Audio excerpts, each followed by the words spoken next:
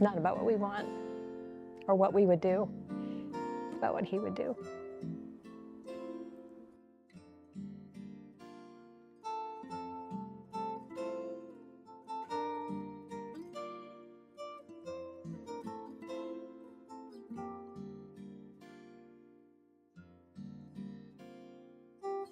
He doesn't need us to gather Israel. He can do that all by himself, but he allows us to help him in that work. And so I think, it's important to us to be sure that we're helping him in what he needs done. So we were both born in Southern California. We graduated from high school together, graduated from the same high school, a year apart. We have 5 children, 10 grandchildren.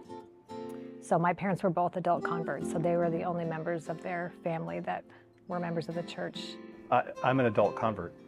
So my father was an Episcopal priest, and I explored lots of different religions, seeking something when I was in high school. And it took a couple years. I was not easy. But was an adult convert when I was 20. I was 20 years old. There's somebody out there who will benefit from from my story, and that'll be special. We moved here in 1993, and for a job. Was my first job out of business school, and so we moved here. Lived in Plano, and then moved up to Prosper in 2008. So that's 30 years. There's a 5-year stint where we were in Northern Virginia, and that's really the only time we've been out of North Texas in the last 30 years. Interestingly, we have lived in 10 states together. Jon was in the Navy. Yeah, Navy. So his Navy training took us to lots of places. We started out in Washington. We went to Florida, Idaho, Connecticut, Hawaii, and then he left the Navy. We moved to California for a job, and then Massachusetts for business school, Illinois for a short stint, thinking that's where we were going to live, and then ended up in Texas. Yeah. And then Virginia was number 10. So I went to BYU until we got married, and then we started a family, been raising kids and volunteering, did a lot of volunteer work. I did occasionally work when he was in business school. I worked to help pay the rent, and but mostly I've been home with kids for most of our married years. Well, I wanted to be a Navy pilot and couldn't, so because his eyes were my eyes were weren't bad, good enough. Yeah, and so I just always have been fascinated by flight. 1984 is when I got my license, and have flown off and on since then, and tried to share it with the family. It's been a fun thing for our family. We've made some fun trips. One of the first long trips that we did together was in his little plane that he built. When our son Drew went into the MTC, we flew to Provo in our plane and sent him off at the MTC.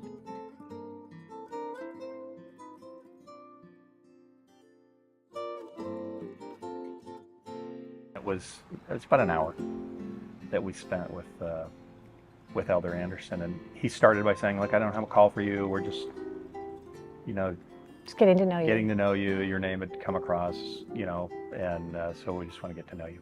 It wasn't like a priesthood interview or anything, or a worthiness interview. It was tell us about your family, tell us about your children, what callings you've held, all kinds of questions. So at the end of the call, he said, "Well, thank you." And he said, I'm going to recommend you to serve as mission leaders, but you may or may not be called. And if you hear something, it'll probably be in 6 to 8 weeks. But a couple days later, we got another call from the administrative assistant of President Nelson. And so we had about a 45-minute call with President Nelson, which was delightful and amazing. And he asked us a few more questions, asked us about our kids again, our family, and extended a call to be mission leaders. and did not assign us at that time. We didn't receive an assignment until December, but So this was all still October. yeah. Well, I made him read it, and it's just like a young missionary getting their call. You know, you click on a link and up it pops, and you read the same introduction. We were all on a Zoom call with the family, and I wasn't looking as he read it, and he said, the Philippines San Pablo Mission, and I said, "Nuh-uh, you're lying." Right? I really thought he was just pulling my leg. I've never been to the Philippines. I have been there, but it's part of the Navy.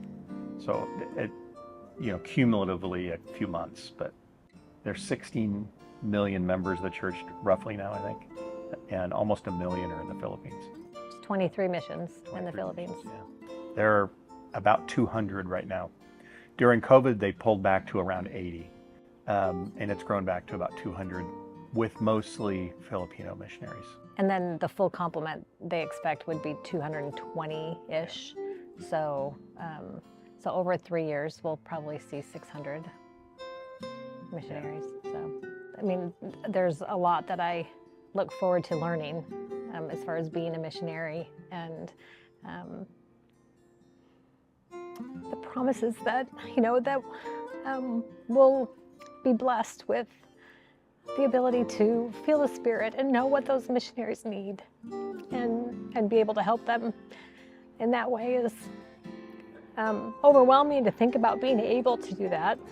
I've said many times, I think, the Philippines needs her. They don't need me. They need the love and the capability that Sister Scholl brings to the mission.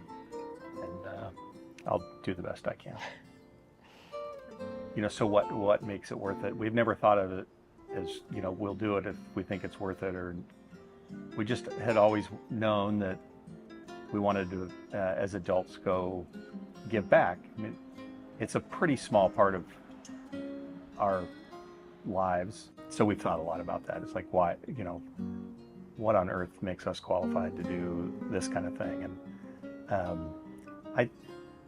I'll get the quote wrong, but Neil Maxwell said, the Lord doesn't look first at your capability, doesn't care about your capability, right? He looks at your availability and your dependability, and then he will increase your capability. The piece of advice I think President Nelson gave us that most stuck with us is to work in unity, to demonstrate, what an eternal marriage can be, working together. And we've heard that repeated over and over and over again. We can be eternal families, and we can progress and be given second chances and third chances, and become what our Father has in mind for us. So there's a lot of joy in that. There are specific moments in my life that where I was downtrodden or I was lost, and reached out to the Savior and felt his presence. I don't mean physical presence, but that felt the Spirit, and it brings a lot of joy and confidence to know that the Savior loves me that deeply. One of my favorite New Testament stories, it's not really a story, I guess, it's in Luke. Jesus is in Capernaum, and then there's a verse that says, and the next day he was in Nain. And if you Google Capernaum to Nain, it's 27 miles. And you can imagine, excuse me, you can imagine him going to his disciples and saying, at the end of the day, it's early evening, we got to go to Nain. And they walked all night, so that mid-morning the next day, there was one woman who needed one miracle. So we hope that we can make the journey to Nain, and find one.